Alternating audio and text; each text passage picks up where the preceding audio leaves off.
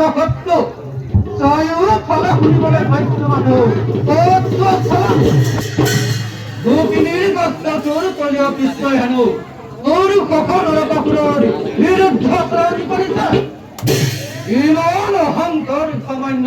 বৰদৰে ল'ৰা এই সুবিধাতে দেখুৱাব লাগিব এই জীৱনৰ পৰাক্ৰম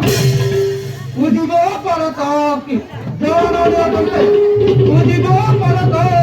গোপিনীয়ে কিন্তু এই জীৱনে